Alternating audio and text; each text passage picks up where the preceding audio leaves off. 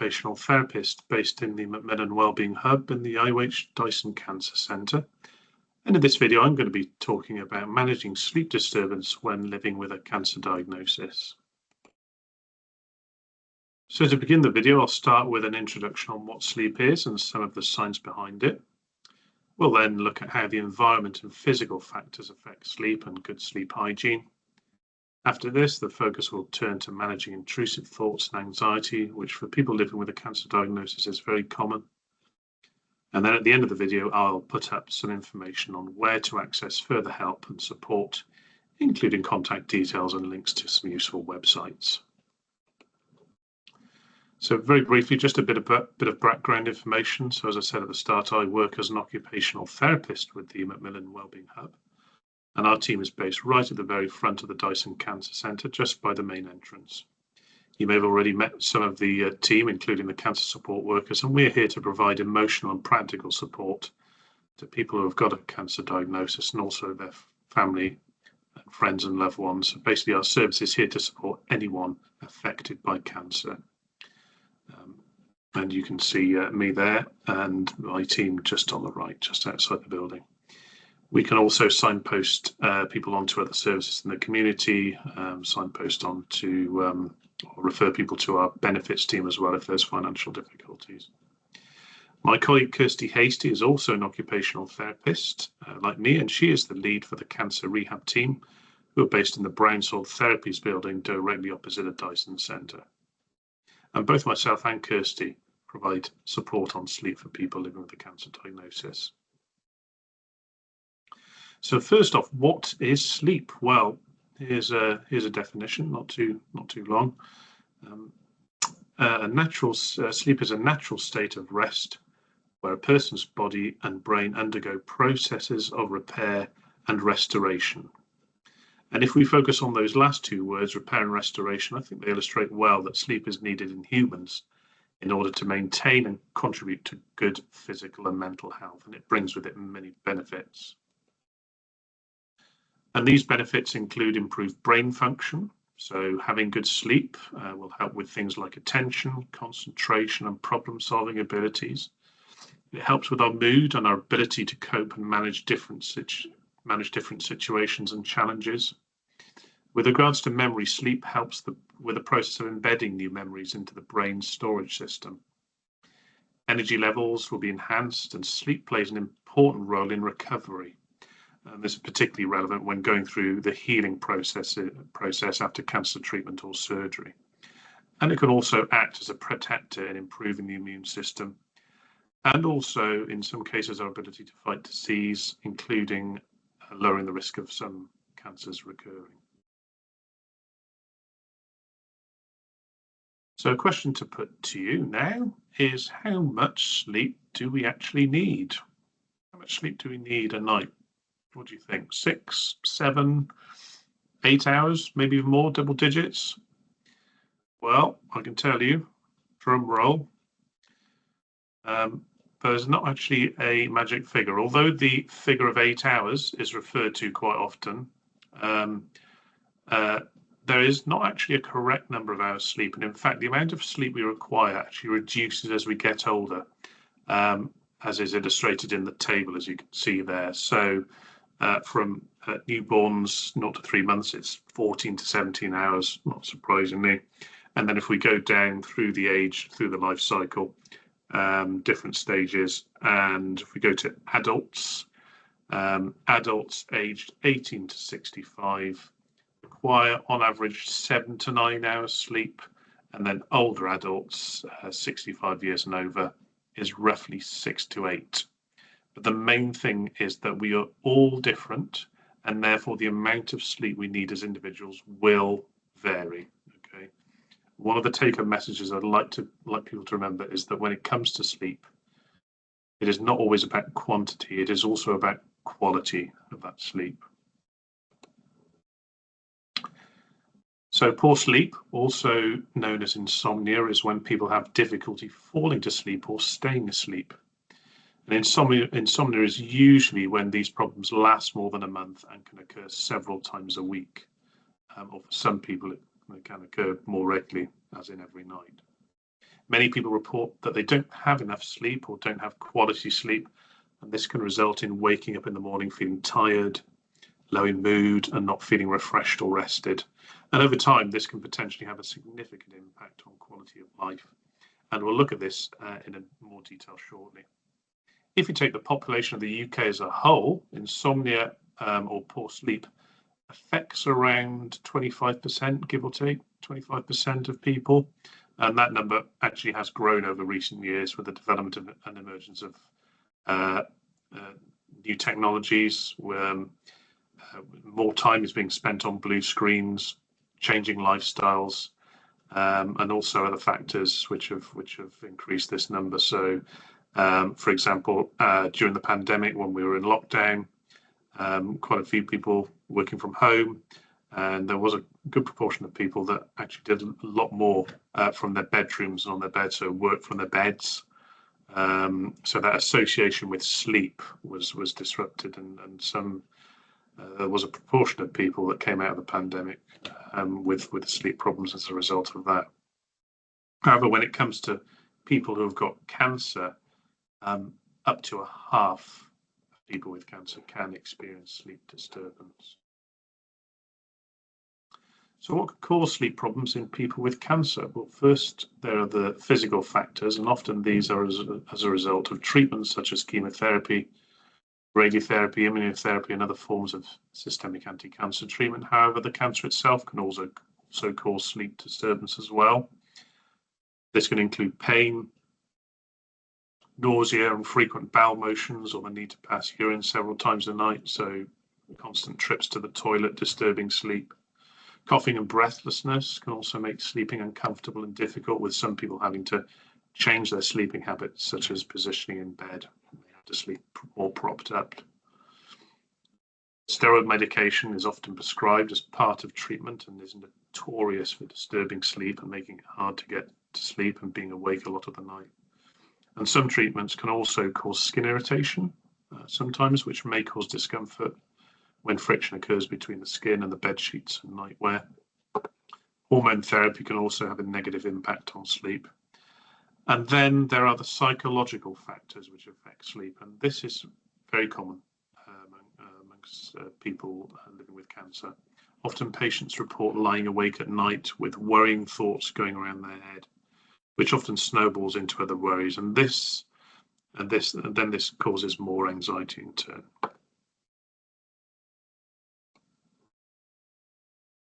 And the impact of poor sleep can result in tiredness, feeling exhausted, low in mood, an inability to learn new skills, and more difficulty in remembering things. Some people refer to this as brain fog. And also the inability to sleep can also cause added stress on top of the tiredness itself. And the consequences of poor sleep can have a knock-on effect on other areas of people's lives, including relationships and family, performance at work, and ultimately can have a considerable impact on quality of life as a whole.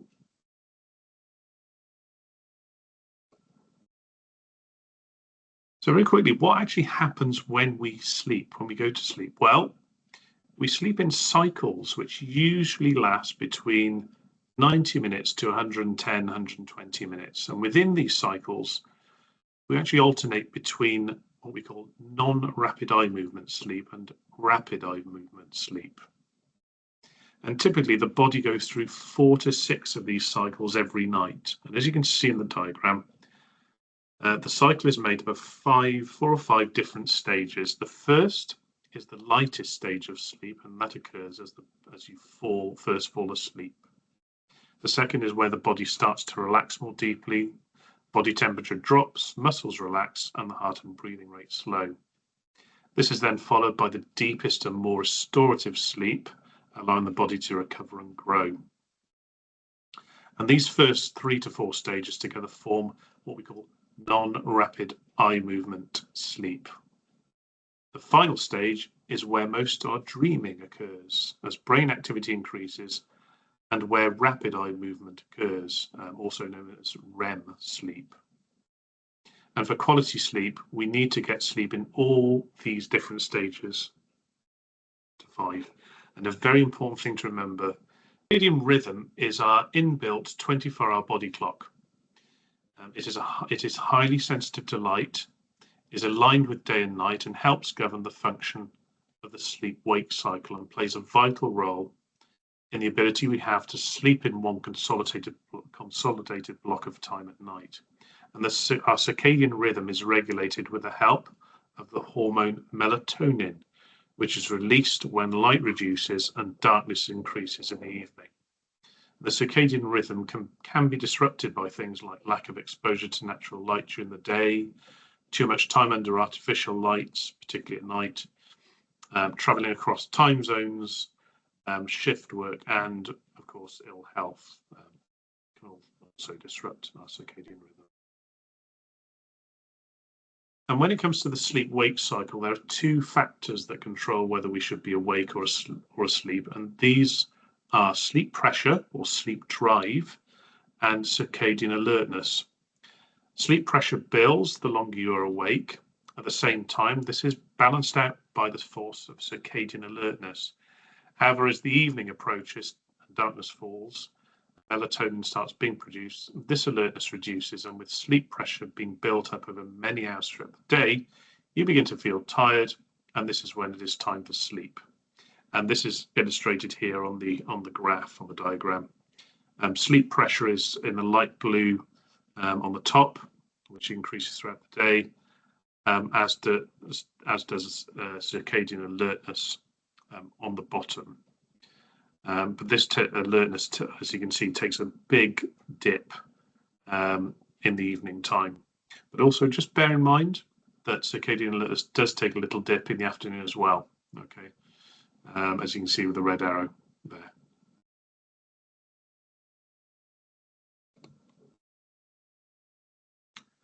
So that was just a little bit of an introduction to the science behind sleep. We're now going to look at the physical and environmental factors in play and what you can do to promote sleep hygiene, good sleep hygiene. So what helps? Well, try and get into a good sleep routine, and I'd say if you can maintain a regular time when you go to bed, that's great, but do pay particular attention to your morning wake-up time, as this will help regulate your circadian rhythm. And try not to sleep in or catch up with sleep, as this can affect your sleep pressure. Try and have a wind-down routine before bed if you can. It will help if you can relax gradually.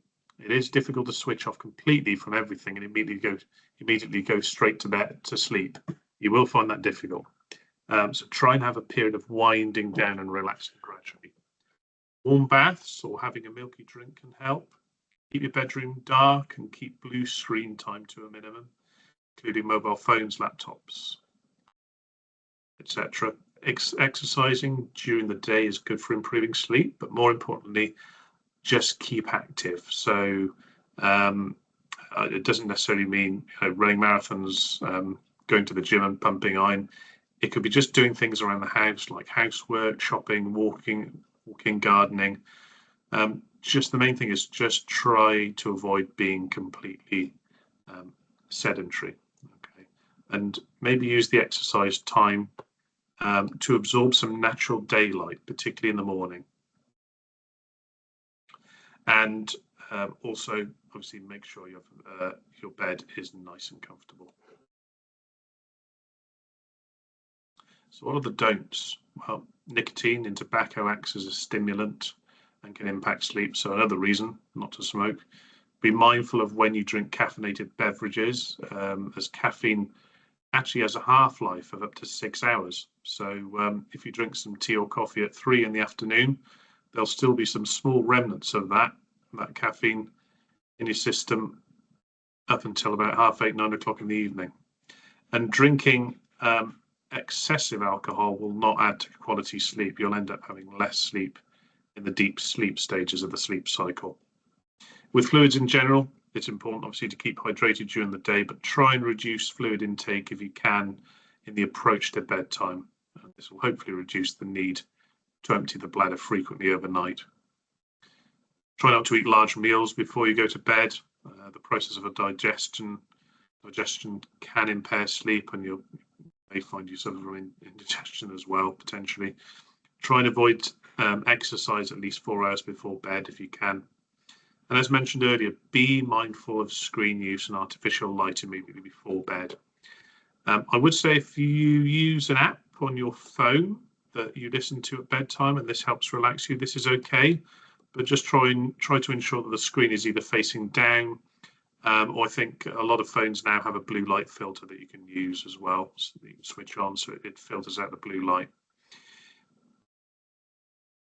You can see on the list of don'ts, it mentions not napping during the day, and this is napping can affect quality of sleep at night, and it will disrupt the buildup of sleep pressure during the day. However, I am mindful that when going through cancer treatment, you may feel less well or have less energy and may need to rest. And a nap during the day, obviously this is okay, but just be mindful of how long you nap for and how often. Several naps taken throughout the day can easily add up to a lot of time napping. And if you do nap, try to keep naps no longer than 30 minutes, and try not to nap beyond 3 p.m. or any time after mid-afternoon.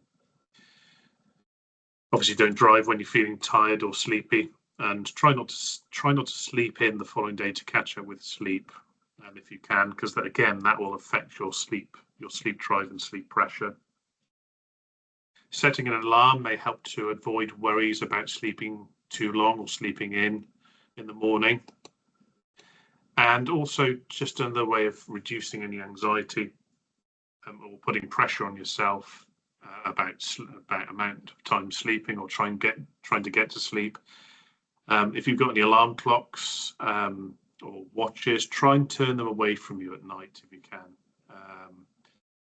just to take the pressure off. So just to reduces the need for clock watching all the time. So that was a bit about the physical factors that can affect sleep, and talked about good sleep hygiene and with regards to the environment. I'm now going to focus on one of the main causes of sleep disturbance that I encounter regularly when I see patients who have a cancer diagnosis, and that is when people are kept awake at night by worrying, intrusive thoughts and anxiety. And as I said, very, very common in people who are living with cancer. As a cancer diagnosis, a big time of stress, worry, anxiety. And a lot of patients I speak to talk about thoughts seeming louder at night when they're lying awake in bed, and these thoughts can fly off in all directions. So not just worries about their current situation or events, but things in the future that may or may not happen. And when living with cancer, understandably, thoughts can turn to family and loved ones, concerns about treatments and the possible side effects of these. There can be a lot of investigations and tests when being diagnosed with cancer, and these can cause worry as well. Also, trips back and forth to hospital and the upheaval of daily life that this may bring. Tied in with this could be the travel costs and wider financial concerns. And also worry about scan results, or scan anxiety, as sometimes referred to by people.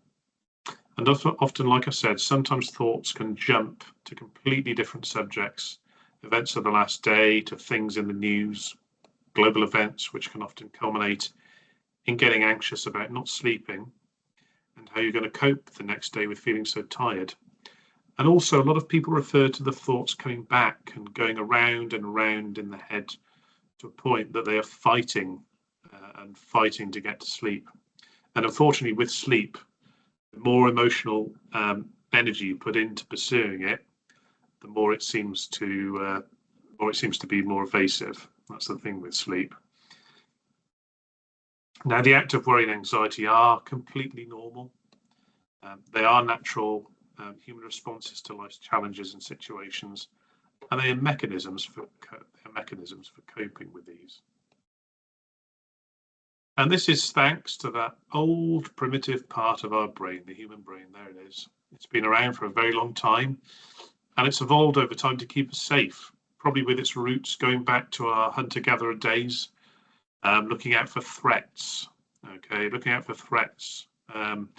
And many thousands of years ago, that threat would have been looking out for a saber-toothed tiger, or avoid being trampled on by a herd of woolly mammoths. And it's doing the same now with a cancer diagnosis. And when we're dealing with threats and challenges, we can switch to the fight or flight response. You may have heard this: fight or flight, or fight, flight or freeze response, sometimes referred to. However, the fallout from this is that the response may well mean our mind's going to overdrive overnight as a result of the way it's dealing with the threats, and it's our brain working out how we're going to tackle situations that arise in the future. And some people do find that as sleep becomes more difficult due to these thoughts, then the frustration and stress about not sleeping also increases. And this leads to sleep anxiety, which can worsen. And you can fall into a cycle of, which is shown in the diagram. Lack of sleep leads to feeling tired. Then you have to go through the day feeling tired and not functioning at a level you want to. And this can leave you feeling lowered with low self-esteem, and ultimately worry about the future night's sleep, anticipating that the night ahead is going to be difficult. This causes less sleep again, and so it continues. And it is sometimes the case that the original cause of the anxiety and worry, like a cancer diagnosis, passes, but the inability to sleep actually remains and continues for some time, because the brain has got stuck in that rut of worry, and it's stuck on the in the fight or flight response.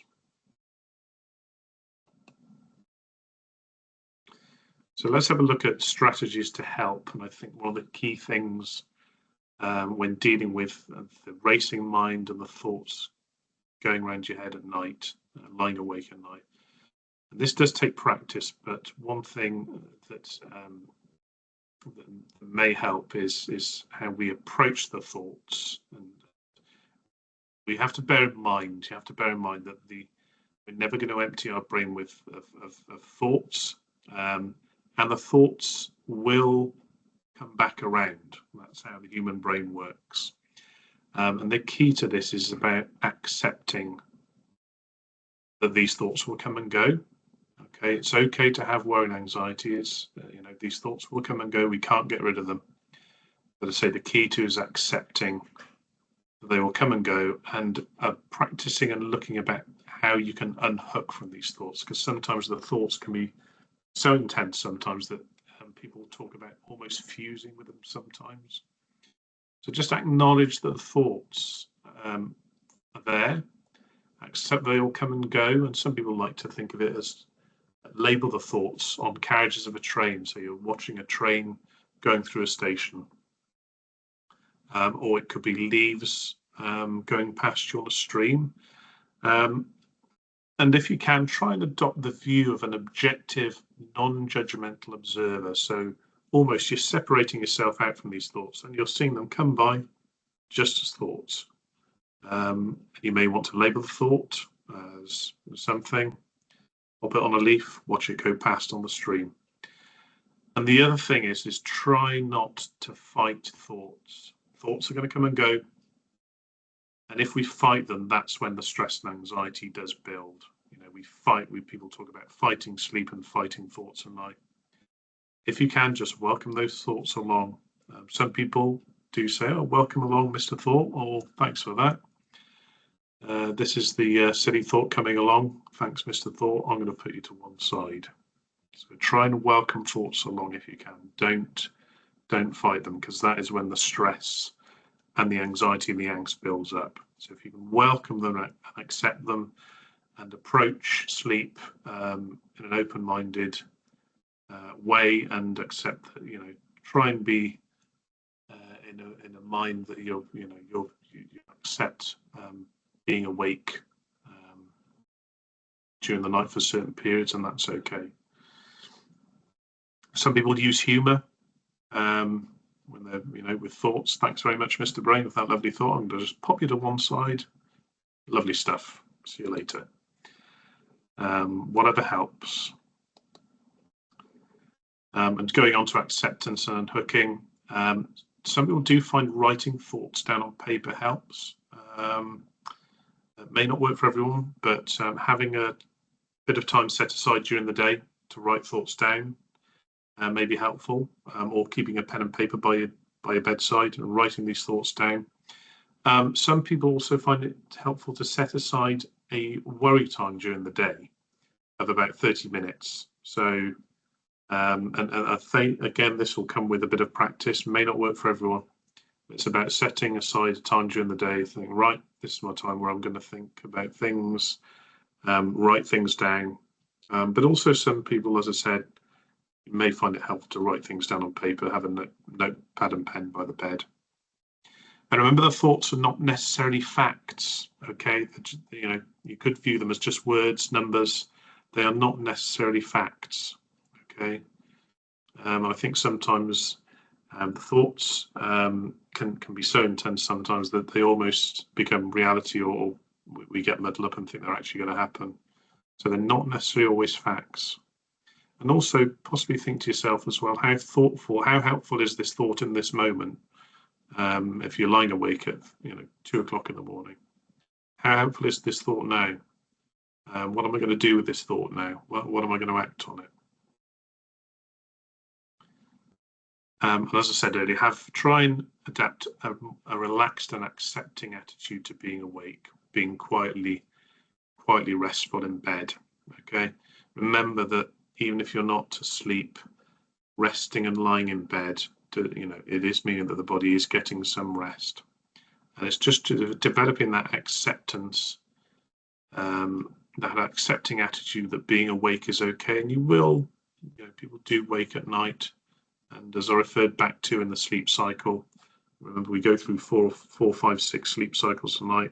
There will be periods when that sleep gets lighter, and we may wake up in between those cycles, and that's okay.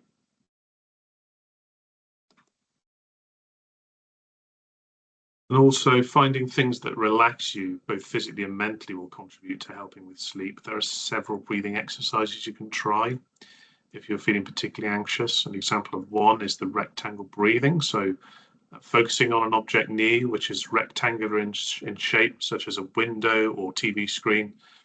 And what you do is you breathe in gently through your nose along the short side, and then out through your mouth gently along the longer side of the rectangle, the object. Listening to your favorite music, reading a book, but be mindful of the content. Make sure it's not a page turner, because that will be stimulating, make you more alert. Muscle relaxation. When you tense different muscle groups around your body for a few seconds, then release. This can help relax people, but obviously just only do this if it's safe for you to do so.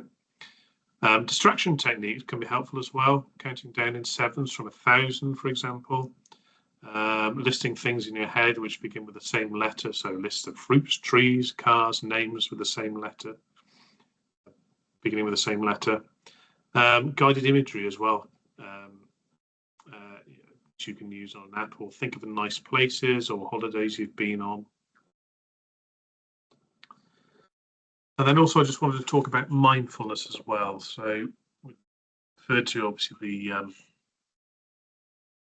the mind racing, going off in all different directions, thinking back, and we could be lying awake thinking about events of the past, even before the cancer diagnosis, be shooting off to the future, thinking about unrelated things. And the activity of mindfulness is the practice of paying attention to the present moment without judgment, noticing thoughts, feelings, physical sensations, and surroundings. So it's not about changing the way you think or emptying your mind of thoughts, because we're never going to be able to do that. But it can help to order the thoughts and focus on the here and now, and in doing so, hopefully give some respite from the stresses and anxieties. And although the aim of mindfulness is not relaxation, this is often can be a byproduct of the process, which in turn help to bring about restfulness and sleep. And there are several mindfulness apps that are available, and you can find more information on the internet, or if you want to speak to me or Kirsty about those, I'll be more than happy to talk to you about how you get more information on mindfulness. As I say, so mindfulness, in summary, it's about grounding yourself back in the present moment. And it can be noticing things around you. So if you're lying in bed at night, it could be noticing the feel of the bed sheets on your skin, the temperature of the air around you, the sensation on your face, what you can touch, what you can smell, what you can hear if you've got a fan going. It's just about bringing yourself back into the moment. And just remember that it's okay if the mind wanders during when you're practicing mindfulness, because the mind will wander, okay? And it's just about bringing it back to the present moment.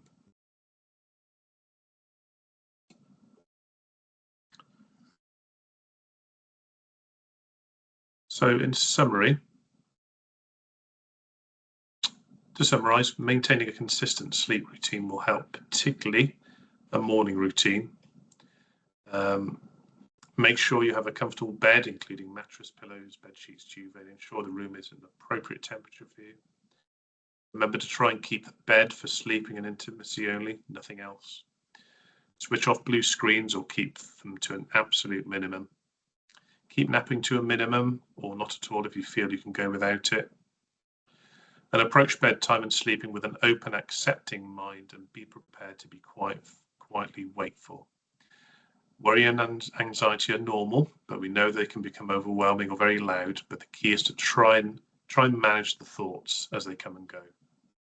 Do you think about relaxation techniques and mindfulness and grounding yourself back in the present moment?